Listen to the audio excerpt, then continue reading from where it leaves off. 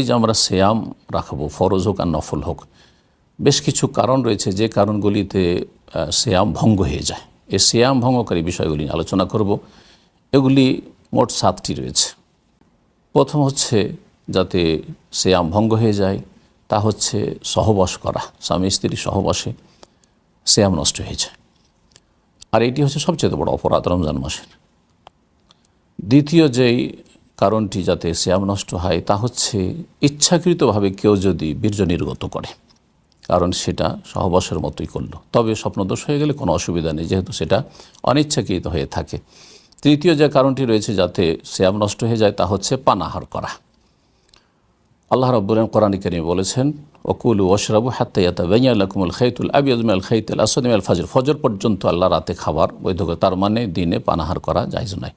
4 নম্বর যে কারণটি রয়েছে সেটি হচ্ছে যেটি খাবারের অর্থ বহন করে, অর্থাৎ এমন ইঞ্জেকশন স্যালাইন নিলেন যেটাতে খাবারের কাজ করল। 5 নম্বর যে কাজটি রয়েছে সেটা হচ্ছে যদি কেউ সিঙ্গা লাগায়, সিঙ্গা লাগালে রোজা নষ্ট হয়, যদি এটি ইমাম আহমদ রাহিমাহুল্লাহর শুধু মত এবং এটি হাদিস দ্বারা প্রমাণিত, সুতরাং সতর্ক থাকা উচিত। বিষয়টিতে ইখতিলাফ রয়েছে। 6 নম্বর যে বিষয়টি রয়েছে সেটা হচ্ছে ইচ্ছাকৃত কেউ যদি বমি করে তাহলে তাতে সিয়াম নষ্ট হয়ে যায়। 7 নম্বর যে বিষয়টি সেটা হচ্ছে নারীদের সাথে সম্পর্কিত, যদি রমজান অবস্থায় মাসিক চলে আসে অথবা নেফাসে রক্ত চলে আসে তাহলে তাতে সিয়াম নষ্ট হয়ে যায়।